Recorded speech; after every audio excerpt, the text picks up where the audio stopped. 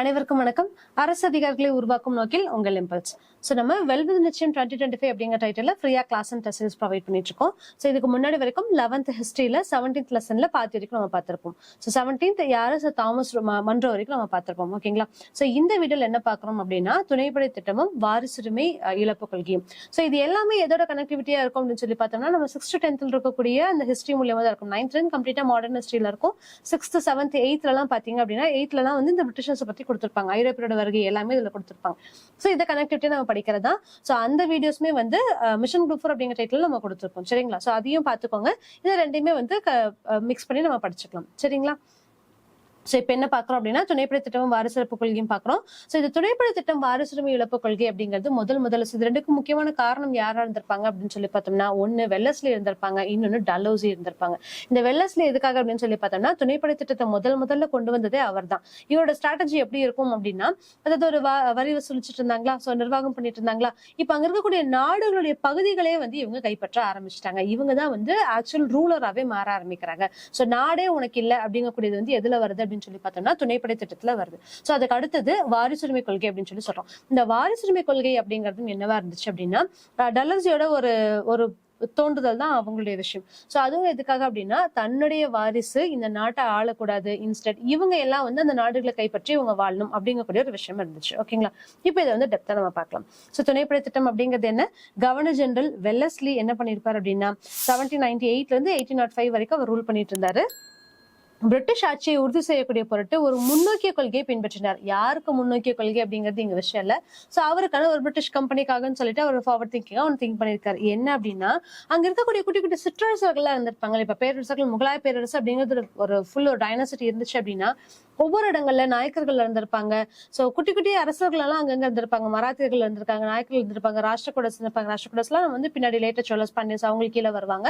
So இந்த மாதிரி ஒவ்வொரு இடங்களையும் சிற்றரசர்கள் நிறைய பேர் இருந்திருப்பாங்க. இப்ப நம்ம காஷ்மீரே எடுத்துக்கிட்டோம் அப்படின்னா அங்க மகாராஜா சிங் அப்படிங்கிற இருந்திருப்பாரு, ரஜபுத்திரர்கள் இருந்திருக்காங்க. இந்த மாதிரி ஒவ்வொரு சிற்றரசர்கள் இருந்திருப்பாங்க. இவங்க எல்லாத்துக்கிட்டையும் சோ பேசிக்கான ஒரு விஷயம் என்னவா இருந்துச்சு, நம்ம போர் செய்வோம், சிற்றரசர்கள் கிட்ட முதல்ல நம்ம கேட்போம், எங்களுடைய அரசு கீழே இருங்க அப்படின்னு சொல்லி கேட்போம். அதை அவங்க மறுத்துட்டாங்க அப்படின்னா அவங்க மேல போர் புரிய ஆரம்பிப்போம்.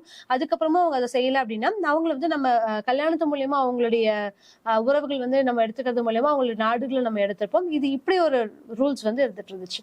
இவங்க புதுசா என்ன ஸ்ட்ராட்டஜி ஃபாலோ பண்றாங்க அப்படின்னா நாங்க ரொம்ப நல்லவங்க, உங்களை சஃபர் பண்ண மாட்டோம், அதனால நாங்க போர் புரிய மாட்டோம். இன்ஸ்டெட் என்ன பண்ணுவோம் அப்படின்னா சிற்றரசர்களுக்கான ஒரு தகுதி கொடுத்துருவோம். ஆனா அங்க இருக்கக்கூடிய உரிமைகள் எல்லாமே எங்களுடையது அப்படிங்கக்கூடிய ஒரு விஷயத்த கொண்டு வராங்க. அப்ப சிற்றரசர்களை பெயரளவுக்கு மட்டுமே அங்கீகரிச்சு வச்சிருக்காங்க. சோ அங்கீகரிச்சு உங்களுக்கான மானியம் நாங்க கொடுக்குறோம், இந்த மானியத்தை நீங்க வச்சுக்கோங்க. சரி எங்களுக்கு நீங்க ஒரு சுமூகமான ஒரு உறவு இருக்கு. முதல்ல என்ன பண்றாங்க, காசு கொடுத்தா நம்ம 2 பேரும் ஃப்ரெண்ட்ஸ் ஆகுறோம். அதுக்கப்புறம் என்ன பண்ணிட்டாங்க அப்படின்னா எனிமி ஆக்குறாங்க. சோ அப்படி இருக்கும்போது இவங்க என்ன சொல்றாங்க, எங்களுக்காக நீங்க ஒரு ஹெல்ப் பண்ணி கொடுங்க. பிகாஸ் எங்களுடைய படைகள் வந்து இப்ப ராணுவ பலங்கள் எல்லாமே நிசாமத் பதவி உங்ககிட்ட தான் இருக்கு, திவானி பதவி உங்ககிட்ட தான் இருக்கா. அப்ப ராணுவ செயல்பாடுகளுக்காக அவங்களுடைய படைகளை நிர்ணயம் செய்யறதுக்காக என்ன பண்றாங்க அப்படின்னா மானியத்தோட பணமாவும் அவங்களுக்கு கொடுக்குறாங்க. இந்த பணத்தை நீங்க வச்சுக்கிட்டு எங்களுக்கான படைகளை உருவாக்கி கொடுங்க அப்படின்னு சொல்லிட்டு இவங்களுமே ஆரம்பத்துல என்ன பண்றாங்க, நல்ல பிசினஸ் தானே, உன்னோட படையை நான் உருவாக்கி தரேன், அதுக்கு நீ எனக்கு பணம் தர அப்படிங்கிற மாதிரி இவங்க உருவாக்க ஆரம்பிக்கிறாங்க. பட் லேட்டரான அவங்க என்ன பண்றாங்க அப்படின்னா அந்த படைகள் எல்லாமே அவங்களுடைய ஆர்ம்டு ஒரு ஆர்மி சோர்ஸாவே அவங்களுடைய நாட்டுக்கு வெளியவே வச்சிருக்காங்க. அப்ப என்ன ஆகுது, எந்த நேரத்துலயுமே அவங்களுக்கு ஒரு அச்சுறுத்தல் இருக்கலாம்ல. இப்ப நான் போர் பண்ண வரேன், இப்ப நான் அவங்களுடைய நாடை கைப்பற்ற வரேன்னு நம்ம சொல்ற மாதிரிதான் அவங்களுடைய பொருளையே எடுத்து அவங்களையே கொல்றோம் அப்படின்னு சொல்லி சொல்லுவோம்ல. சோ அந்த மாதிரி என்ன பண்றாங்க அப்படின்னா அவங்க பராமரிச்ச படையை வச்சு அவங்களையே வந்து அச்சுறுத்தல ஆளாக்குறாங்க.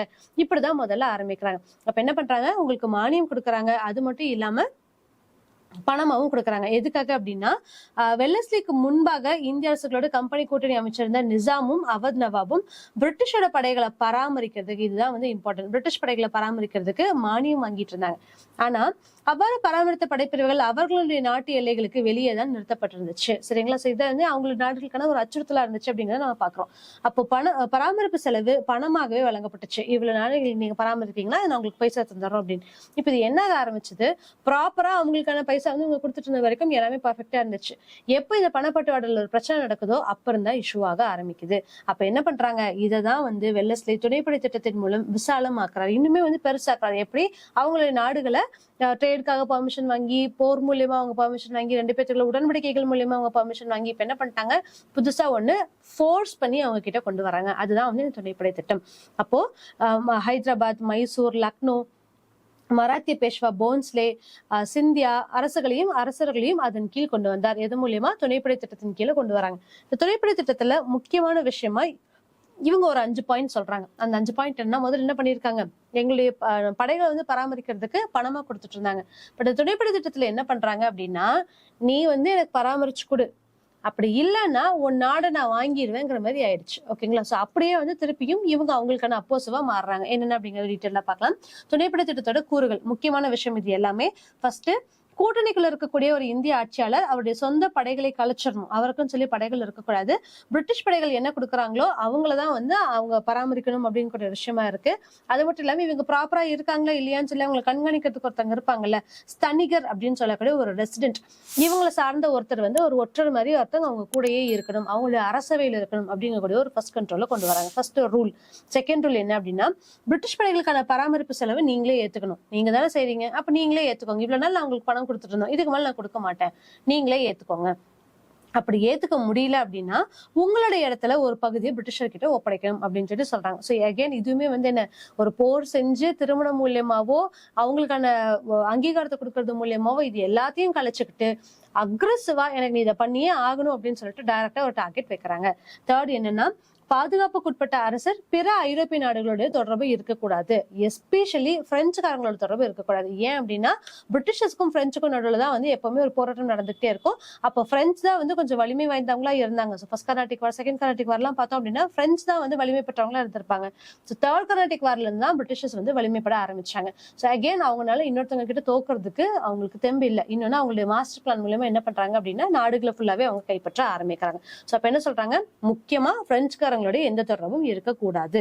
அடுத்த ஃபோர்த் பாயிண்ட் என்ன சொல்றாங்க அப்படின்னா, பிரிட்டிஷரோட அனுமதி இல்லாமல் மற்ற ஐரோப்பியரை பணியில் அமர்த்த கூடாது. அதுவும் சொல்லிட்டாங்க. இப்ப நீங்க 2 பேரும் டேக் போட்டு, இவங்க பிசினஸ்குள்ளேயே ஒரு பிசினஸ் இருக்குன்னு வச்சுக்கோங்களேன், நீங்க 2 பேரும் டேக் பண்ணி எங்களை வந்து வெளியே அனுப்பிச்சிட்டீங்க அப்படின்னா அப்ப அதுலயுமே ஒரு இஷ்யூஸ் வரும்ல. சோ அந்த ஐரோப்பியர் யாரா வேணாலும் இருக்கலாம். சோ ஐரோப்பியர்கள் அப்படிங்கிறது மட்டும் தான் சொல்லியிருக்காங்க. அப்ப வேற யாருமே வந்து நீங்க வேலைக்கு அப்பாயிண்ட் பண்ணக்கூடாது அப்படிங்கிறதையும் சொல்லியிருக்காங்க. ஃபிஃப்த் பாயிண்ட் என்ன அப்படின்னா, பிற இந்திய அரசுகளோட கம்பெனியோட அனுமதி இல்லாமல் பேச்சுவார்த்தைகள் ஈடுபடக்கூடாது. எப்படி? ஏன் பக்சார் போர்ல என்ன பண்ணிருப்பாங்க, அவத் நவாப் தனியா இருப்பாங்க, வங்காள் நவாப் தனியா இருப்பாங்க, 2ஆம் ஷா ஆலம் டெல்லி. சோ இவங்க எல்லாருமே சேர்ந்துதான் வந்து இவங்களை அப்போஸ் பண்ண ஆரம்பிக்கிறாங்க. சோ நீ வெளியே இருக்க நாட்டுக்கூட மட்டும் கிடையாது, உன்னோட உள்நாட்டுக்காரங்கள்கிட்டயே நீ பேச்சுவார்த்தை நடத்தக்கூடாது. ஏன் அப்படின்னா, இப்ப நீங்க ஒரு ட்ரூப்பா சேர்ந்துருவீங்கல்ல, அப்போ இங்க இருக்கக்கூடிய 3 சிற்றரசர்கள் சேர்ந்தாங்க அப்படின்னா அவங்களுடைய படைபலங்கள் எல்லாமே பிரசித்தி பெற்றதா மாறிடும். அப்ப அவங்க ஈஸியா வந்து பிரிட்டிஷர்ஸை அப்போஸ் பண்ண முடியும். ஏன்னா இவங்களுக்கு நம்மளுடைய படை வலிமையும் தெரியும், நம்மளோட திறமையும் தெரியும், நம்ம எதுக்கு கேப்பபிள் அப்படிங்கிற எல்லா விஷயமே தெரியும். ஸோ பேசிக்ல இருந்து ஸ்டாப் பண்ணா மட்டும்தான் இவங்களால சர்வே பண்ண முடியும் அப்படிங்கக்கூடிய விஷயத்தினால இந்த ரூல்ஸை வந்து கொடுக்குறாங்க. ஓகேங்களா? ஸோ அப்போ இந்தியாவுக்குள்ளேயுமே வந்து நீங்க யாருக்கிட்டையுமே பேசக்கூடாது, யாருக்கிட்டையுமே உங்களுக்குள்ள கான்டாக்ட் இருக்கக்கூடாது அப்படிங்கிறதையும் சொல்லிட்டாங்க. எந்த அரசும் பிற அரசுகளுடைய உள்நாட்டு பிரச்சனைகளும் தலையிடக்கூடாது. இப்ப மராத்தா பாத்தீங்கன்னா மராத்தியர்களுக்கு சப்போர்ட் வருது அப்படின்னு சொல்லி பார்த்தோம்னா அங்க இருக்கக்கூடிய சிற்றரசுகள் எல்லாமே மராத்தாஸ்க்கு சப்போர்ட் பண்ண ஆரம்பிச்சிடுறாங்க. அப்ப மராத்தியர்கள் வந்து ரொம்ப பிரசித்தி பெற்றவங்களா இருப்பாங்க, இன்னும் அவங்களோட ஸ்ட்ராங் ஹோல்டா அவங்களுக்கு இருக்கும். இதுதான் சொல்றாங்க. அப்ப வேற யாருமே எவனுமே யாருக்கும் எந்த சப்போர்ட்டும் பண்ணக்கூடாது. அவனோட தனி ரூல் பண்ணும். நீ கண்ட்ரோல் பண்றது யாரா இருக்குன்னா நானா மட்டும்தான் இருக்கணும். இதுதான் வந்து துணைப்படை திட்டத்தோட ஒரு முக்கியமான நோக்கமா இருந்துச்சு. ஓகேங்களா? இப்படி என்ன பண்றாங்க, சுதேச அரசுகள் தங்களுடைய இறையாண்மையை இழந்து அரசியல் மற்றும் ராணுவ விவகாரங்களில் கம்பெனி சார்ந்திருக்கக்கூடிய நிலை உருவாச்சு. வேற வழியே இல்லை. இப்ப என்ன பண்ண முடியும், நோதர் கோ, நீ வந்து கம்பெனி சொல்றது கேட்டுதான் ஆகணும். அவங்க என்ன சொல்றாங்களோ அதை நம்ம சொல்லணும், அவங்க என்ன பண்றாங்களோ அதை நம்ம கேட்கணும், இல்லைன்னா நீ செத்தரணும். இதுதான் வந்து அவங்களுடைய விஷயமா இருக்கு. துணைப்படை திட்டம் கம்பெனி அரசினுடைய ராணுவ பலத்தை உயர்த்தியதோடு ஆப்வியஸா என்ன இப்ப இவங்களுக்கு வந்து சப்போர்ட்டர்ஸ் அதிகமாக ஆரம்பிச்சிட்டாங்க, அதோட ஒட்டுமொத்த திறனையும் கூட்டியது அப்படிங்கிறதையும் சொல்றாங்க. சோ அப்ப இதோட உடனடி விளைவா என்ன ஆகுது அப்படின்னா, போருக்காக மட்டுமே வீரர்கள் இருந்துட்டு இருந்தாங்கல்ல, அவங்களுக்கு எல்லாம் வேலை இல்லாம போச்சு. ஏன்? உன்னுடைய சொந்த படையை நீ வந்து கலைச்சிடணும் அப்படின்னு பிரிட்டிஷர் நம்மளுக்கு ரூல் வச்சிருக்காங்க. அப்ப அங்க இருக்கக்கூடிய மக்கள் எல்லாம் என்ன ஆவாங்க, திருப்பியும் பசி பட்டினி, அவங்களுடைய வாழ்வாதாரம் பறிக்கப்பட்டுருச்சு.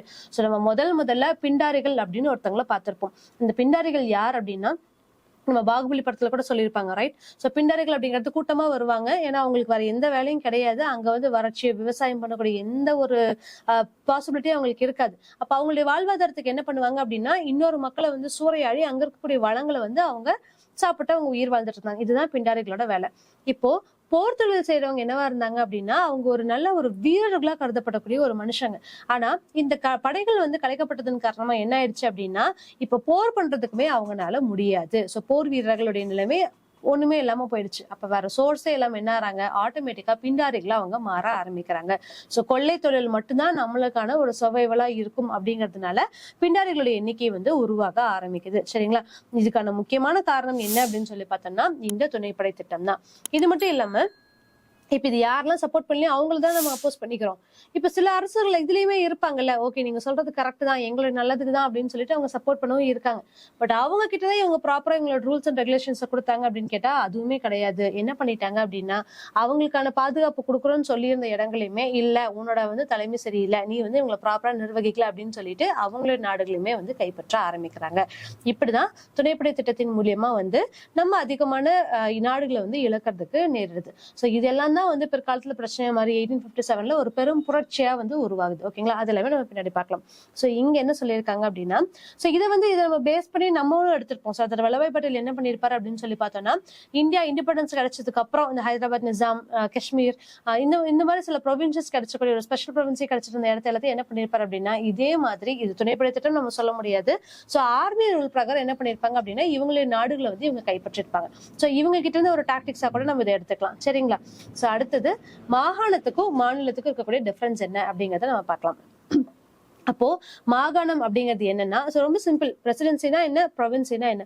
பிரசிடென்சி அப்படிங்கிறது பிரிட்டிஷர்ஸ் எங்கெங்கெல்லாம் அவங்களோட ட்ரேட் சென்டர்ஸ் வச்சிருக்காங்களோ அதை நம்ம பிரசிடென்சி அப்படின்னு சொல்லி சொல்லுவோம். So Madras presidency, Calcutta presidency, Mumbai presidency அப்படிங்கிறது என்னன்னா அவங்களுடைய ஒரு ட்ரேட் சென்டர் அங்க இருக்கும். ஸோ வில்லியம் கோட்டை வச்சிருக்காங்க, செயின்ட் ஜார்ஜ் கோட்டை வச்சிருக்காங்க. ஸோ இந்த மாதிரி அவங்களுடைய கோட்டைகள் நிறுவக்கூடிய இடங்களை நம்ம பிரசிடென்சின்னு சொல்லி சொல்லுவோம். ஸோ மாகாணம் அப்படிங்கிறதுக்கு கிழக்கிந்திய கம்பெனியோட தலைமை நிர்வாக அதிகாரியுடைய அலுவலகம் அங்க இருந்துச்சு அப்படின்னா அதை மாகாணம்னு சொல்லுவோம். இததான் சென்னை, பம்பாய், கல்கத்தா அப்படின்னு சொல்லி 3 வந்து மாகாணங்கள்னு சொல்லுவோம்.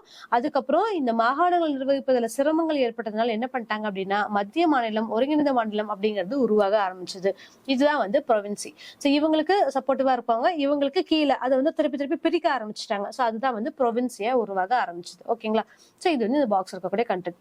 அடுத்தது வாரிசுரிமை கொள்கை. சோ வாரிசுரிமை கொள்கை நம்மளுக்கு தெரியும் என்ன அப்படின்னா அவங்களுக்கான ஒரு ஆண் வாரிசு இருக்காது. சோ பெண் வாரிசு இருந்துச்சு அப்படின்னா அவங்கள ரூல் பண்றதுக்கு அக்செப்ட் பண்ணிக்க மாட்டாங்க. இது வந்து அப்ப இருந்தக்கூடிய நம்மளுடைய ஒரு மூட நம்பிக்கையா ஒரு விஷயமா இருந்துச்சு.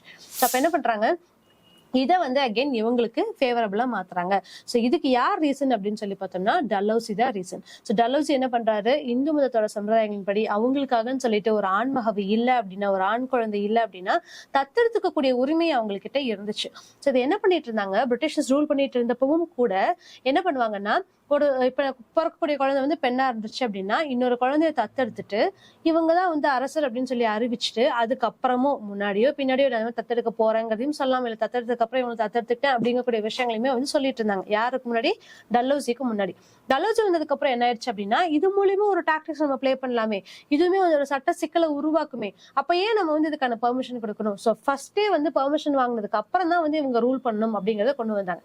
இப்ப இதுல என்ன சொல்லலாம் அப்படின்னா ஏன்னா யாரு ரூல் பண்றாங்க அப்படிங்க அவங்களுடைய வாரிசு தத்தெடுக்கவே முடியாதுன்னு இருந்துச்சா, அப்படி இருந்தாலும் இதுல ஒரு பிரச்சனை வரும் அப்படிங்கறத ஒரு ரீசனா சொல்ல முடிஞ்சிச்சு. அப்போ டைரக்டாவே ஆண் வாரிசு இல்லாதவங்க கம்பெனி கீழே வர ஆரம்பிச்சாங்க. சோ இப்படி முதல்ல யாரு வர ஆரம்பிச்சாங்க அப்படின்னு சொல்லி எந்த நாடு வந்துச்சு அப்படின்னு சொல்லி பார்த்தோம்னா சதாரா. இது வந்து ஒரு ரிப்பீட்டட் கொஸ்டின். ஓகேங்களா? சோ வாரிசுரிமை கொள்கையின் மூலியமா முதலில் வீழ்ந்த அரசு எது அப்படின்னு சொல்லி பார்த்தோம்னா சதாரா. சதாராவினுடைய மன்னர் யார் அப்படின்னு சொல்லி பார்த்தோம்னா ஷாஜி. அவங்க இறந்ததுக்கு அப்புறம் அவர் தத்தெடுக்கப்பட்ட வாரிசை வந்து டல்ஹௌசி அங்கீகரிக்க மறுத்தார். இல்ல அவ்வளவுதான், நீ முடிச்சு, நீ உயிரோடு இருக்க வரைக்கும் நீ ரூல் பண்ணிக்கோ, நீ இறந்துட்டியா உனக்கு அடுத்து வேற தத்தெடுத்த குழந்தைய நான் அக்செப்ட் பண்ணிக்க மாட்டேன் அப்படின்னு சொல்லி ஒரு ஸ்ட்ரிக்டா வந்து அக்செப்ட் பண்ணிக்க மாட்டேன்ட்டார். அடுத்தது யார் அப்படின்னு சொல்லி பார்த்தோம்னா ஜான்சியினுடைய அரசர் கங்காதர் ராவ். இந்த கங்காதர் ராவ் யார் அப்படின்னு சொல்லி பார்த்தோம்னா ஜான்சன் லக்ஷ்மி பாய் அப்படின்னு சொல்லியிருப்போம்ல. சோ லக்ஷ்மி பாயோட கணவர் தான் இந்த கங்காதர் ராவ். இவருக்குமே வந்து பெண் குழந்தை தான் இருந்திருக்கும், ஆண் குழந்தை கிடையாது. ஓகேங்களா? அப்ப என்ன பண்ணிருப்பாங்க அப்படின்னா இறந்த மறுகணமே டல்ஹௌசியால் இணைக்கப்பட்டுச்சு. எதை ஜான்சியுமே வந்து இணைச்சிருப்பாங்க. சோ இதோடைய விளைவாதான் என்ன பண்ணிருப்பாங்க அப்படின்னு சொல்லி பார்த்தோம்னா 1857ல லக்ஷ்மி பாய் அப்படிங்கிறவரு ஆண் வேடமிட்டு போட்டி போட்டிருப்பாரு. ஏன்னா பெண்களுக்கு தானே உரிமை இல்லை அப்படின்னு சொல்லிட்டு ஆண் வேடமிட்டு போட்டிட்டு இருப்பார் அப்படிங்கிறது எல்லாத்தையுமே நம்ம படிச்சிருப்போம். ஓகேங்களா? அது எல்லாமே பின்னாடி வருது, நம்ம பாத்துக்கலாம். குழந்தைகள் இல்லாமல் மூன்றாம் ரகுஜி போன்ஸ்லே 1853ல மறைஞ்சார். இவங்களுக்கு வந்து பெண் குழந்தைகள், இவருக்கு வந்து குழந்தையே இல்லை. அப்படி இருந்துமே அவர் என்ன பண்ணிருப்பார் அப்படின்னா அதனால என்ன பண்ணிருப்பாங்க அப்படின்னா நாக்பூரை வந்து திருப்பியும் இந்த வாரிசளிப்பு கொள்கை மூலியமா அவங்களோட இணைச்சுக்கிட்டாங்க. மராத்தியர்களோட கடைசி பேஷ்வா 1851. ஸோ இது எதுக்காக இவ்வளவு டெப்தா கொடுத்துருக்காங்கன்னா இதையுமே வந்து ஆர்டர்ல கேட்பாங்க. அப்ப ஃபர்ஸ்ட் 1848ல சதாரா இணைக்கப்பட்டுச்சு. 1851ல கடைசி பேஷ்வா இறந்ததுனால அவங்களுடைய பகுதியை வந்து இழந்துக்கிட்டாங்க அப்படிங்கறதே எடுத்திருப்பாங்க. கரெக்டுங்களா? ஸோ 1851ல ஒரு நாடு எடுத்திருப்பாங்க. 1853ல ஜான்சி, 1853லயே ரகுஜி போன்ஸ்லேயோட நாக்பூர். ஸோ இது எல்லாமே வந்து ஒரு ஆர்டரா கூட வந்திருக்கும். ஓகேங்களா? அப்ப 1851ல இறந்துட்டாங்க. இந்த ரகுஜி போன்ஸ்ல யாருன்னு சொல்லி பார்த்தோம்னா இந்த மராத்தியர்களுடைய கடைசி பேஷ்வா அப்படிங்கிறது என்னன்னா இவங்க கிட்ட இருந்து பென்ஷன் வாங்கிட்டு இருந்தாங்க. ஓகேங்களா? சோ கடைசி 36 வருஷமா அவங்க கிட்ட இருந்து மானியம் வாங்கிட்டு இருக்கக்கூடிய ஒரு அரசரா தான் இருந்திருப்பாங்க.